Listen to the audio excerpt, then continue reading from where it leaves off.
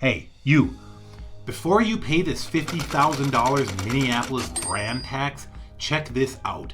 Most people assume that the homes in Minneapolis are more expensive than St. Paul because supply is just tight. Well, you can see right here, inventory is basically exactly the same. So if there's no shortage, then what the hell's the deal? Why are homes in Minneapolis $50,000 on average more expensive? Today we're going to talk about that.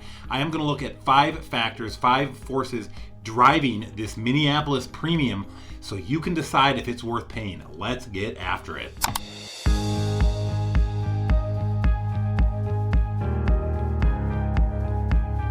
You know, this is the number one question I get from relocators and even from a lot of people moving around the metro, and that is, why in the heck is Minneapolis consistently more expensive than St. Paul? And they're right, it is. The median house value in Minneapolis is about $50,000 more than it is in St. Paul if you move just across the river, and they call them the Twin Cities.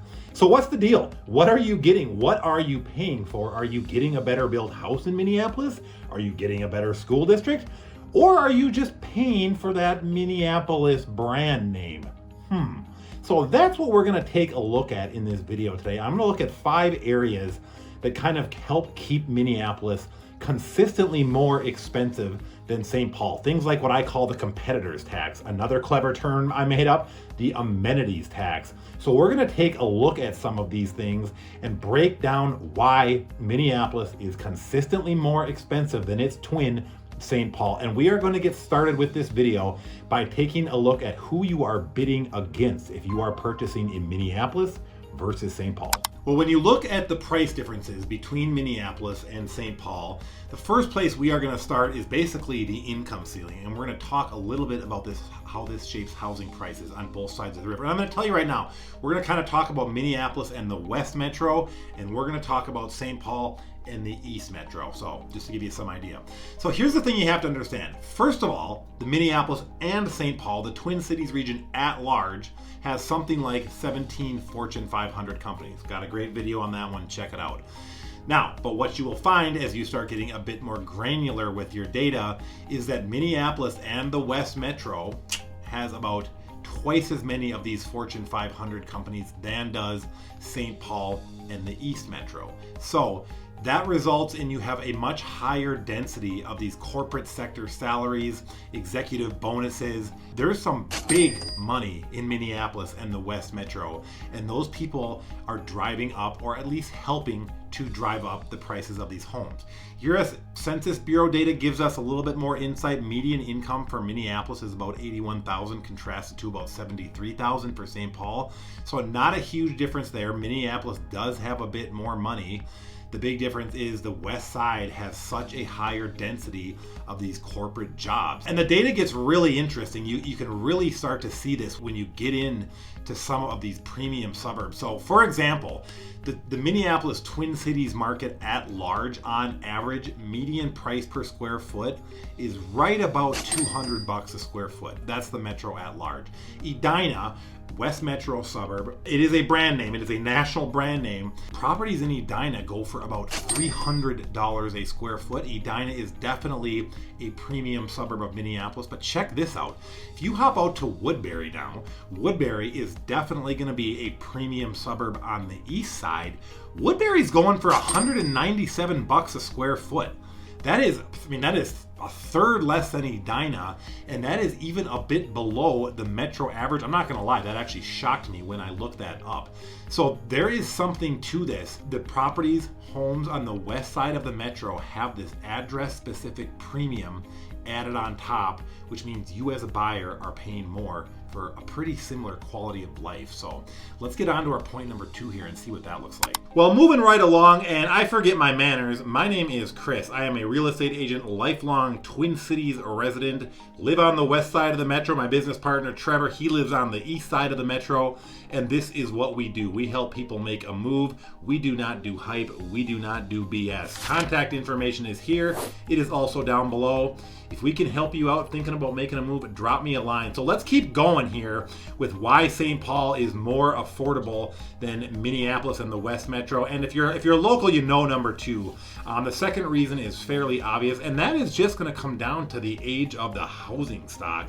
St. Paul is a fully developed historic city, and much more so than Minneapolis, it has stayed true to those roots. According to the St. Paul City Planning Department, the median age of a residential unit in St. Paul is over 69 years old, and a staggering 57% of single family homes, get this, were built before 1930, almost 100 years old. Minneapolis certainly has a historic stock of homes as well. The difference with Minneapolis, I'm going to make up a term here, we're going to call it the refresh rate. You see a lot more high-end renovations, more down to the studs flips, especially when you get into areas like, Linden Hills, Lyndhurst, Kenwood, around the chain of lakes, some of those areas. That's much less the case in St. Paul. You might straight up be buying grandma's house in St. Paul. And now, before that sounds like a bad thing, most of the time these homes are immaculately maintained. The bones of the homes are great. I personally like older homes. You get old growth timber versus this new garbage. The build quality is fantastic. So you're going to find a lot of stuff like that in St. Paul. Homes with great bones, but pretty original. So this kind of creates this massive, I hate to use the word discount, but kind of, because St. Paul's market housing stock is dated, you are going to pay a bit less for that. And yeah, you can look at that however you want. Well, I want something that's fully done and updated. Okay, call me up and let's shop on the west side of the metro. If you want to save a little money, if you want to put a little bit of sweat equity into it, if you don't want to pay for somebody else's reservation, still call me, but this time let's hook you up with Trevor and let's go shopping on the east side of that river, where the home stock is definitely a little bit older and definitely a lot more affordable. Well, moving right along on our trip as to why St. Paul and the East Metro is more affordable than Minneapolis and the West. Genuinely curious to hear what you guys out in YouTube land think about this one. I think I'm mainly talking to you locals, but you out-of-staters too, you can tell me if this makes sense. I always like to hear from everybody. So, West Metro, you are paying an amenity surcharge. Huh? What do you mean? Well, the amenity surcharge, here's what I mean. Minneapolis, not St. Paul, it is Minneapolis who actually owns the famous chain of lakes. Betay-McCoska, formerly Lake Calhoun, Harriet, Lake of the Isles, Brownie Lake, Cedar Lake, I believe that's all 5 of them. Those are in Minneapolis proper. They ain't got nothing to do with St. Paul. And because of that, number one, chain of lakes is, I'm not sure if it's globally known, but chain of lakes is a very nationally known. It's what Minneapolis is known for. And Minneapolis has those chain of lakes. So zip codes like 55410, places like Linden Hills, Lyndhurst, some of these places right around the lakes. Like I talked about earlier, Minneapolis at large goes for $200 a square foot. You're gonna find homes over there going for 20, 30, 50% more than the rest of the metro. Guess what? Because you are nestled right in that chain of lakes. The West Metro also has some other shiny objects, and whether they're worth it or not is up to you. West Metro is home to Lake Minnetonka. Huge driver of high-end real estate property values, one of the richest pockets in the state. You're gonna find that in the West Metro. And I would even lump in things like Edina, Wayzata, Minnetonka. Some of these places that are high-end, you are paying for these amenities, you are paying for these brand names. It's not as much the case in St. Paul. St. Paul is a river city, and St. Paul is no slouch. It has the grandeur of Summit Avenue. It's got the Mississippi Parkway. But what it doesn't have is that same lakefront surcharge that we seem to find here in the West Metro. And this is really true, like we talked about for the suburbs too. The West Metro around Lake Minnetonka, expensive as hell. The East Metro, on the other hand, offers incredible lake and river access in places like Woodbury, places like Lake Elmo, just to name a couple, places like Shoreview, without this huge branding fee. So if you want, especially if you prioritize this historic architecture, green space over, things like status or a specific address, you can save a chunk of money and get the same quality. That's kind of the point of this video. It's not that you're getting a better home over on the west side. You're paying for a bunch of things. The quality of homes is going to be pretty much the same, and that applies to this. So you are paying a premium for these amenities and brand names on the west side. Not as much the case over as much on the east. Well, the next thing I want to talk to you about is a bit more esoteric. It's harder to slap data on this. If you're a local, you know this, and locals out there watching this, you can tell me your 2 cents. Would love to hear from you. Part of it is reputation. Minneapolis has this reputation. Minneapolis is the hip, cool kid that everybody wants to hang out with. You want to be in their clique. You want to be seen with them because they're the cool kid, right? St. Paul is more the quiet, under the radar twin. Lots to offer, but maybe not quite as hip, not on the front burner, not as well known for things like their music scene, not as well known for things like their restaurant scene, some of the arts, things that Minneapolis is very strongly known for. So the reputation between the two also, believe it or not, plays a big deal. I think most people, out-of-staters, you tell me watching the video, I think most people are coming in thinking, we want to move to Minneapolis or we want to move to West Metro. That's just been my experience, and it's my experience living here too, is Minneapolis is the cool place to be. It seems to be more where people want to be. But I really think that's unfairly the case. St. Paul has a ton going on for it, and I think that gap is closing all of the time, especially with like the Ford Dam project and some of the stuff they have going on over there. St. Paul is catching up, but at the moment that has been one of these things that has been somewhat of a price difference maker for these two communities, for the East and West, is simply the reputation. St. Paul is no slouch. Get past that reputation, you will save yourself some real money.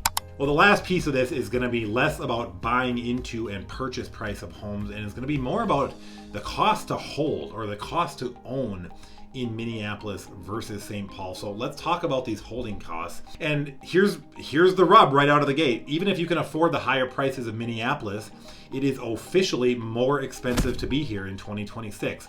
Final approved budgets are in, and the gap between these two is widening. Both counties, lovely Minneapolis is in Hennepin County, St. Paul is in Ramsey County.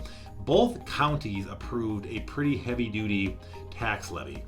But when you bring it down to the city level, we see a big difference. So Minneapolis approved a 7.8% citywide levy for 2026. St. Paul, on the other hand, approved a 5.3% increase, so significantly smaller.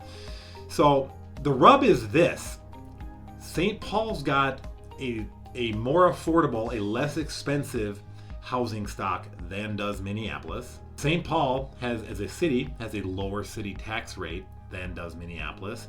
So when you combine that higher property tax with these higher value properties that you find in Minneapolis, the tax trajectory for Minneapolis is, well, it's a lot less favorable than St. Paul. So choosing St. Paul or its surrounding suburbs, it's not just about saving on the mortgage, it's more about protecting cash flow and frankly saving from aggressive municipal hikes, which I hate to say it, Minneapolis can be real good at doing from time to time. Well, what'd you think? Locals, I would love to hear from you guys. Hit me in the comments. What do you think is the big value driver between Minneapolis and St. Paul, and how do you feel about it? St. Paul is definitely more affordable to get into. Do you think it outshines Minneapolis when you start to look at the numbers? And we just went through a lot of these numbers, and the data is pretty clear from what I can tell. The Minneapolis address premium, it's a very real thing. If you want that corporate brand, if you want that Minneapolis Lake lifestyle, some of these heavy-hitting West Metro suburbs like Edina, like Wayzata, it's awesome. That's why I live here. Just understand you're going to pay a bit of a premium to get in here when you compare it to our twin across the river. At the end of the day, it is really about what is choosing best for you. This is just meant to be some guidance to show you that you can get into St. Paul for probably a lower cost than you can to Minneapolis. To me, pick which one's going to be best for you. My name is Chris. Thanks again for watching. If you liked the video, if you found it helpful, please give me a like. Contact information is all right here. It's also down below. If you've got more questions wondering about which side of the river is better for you and the family, drop us a line. Let's have a conversation. Thanks again for watching, and I will see you on the next video real soon.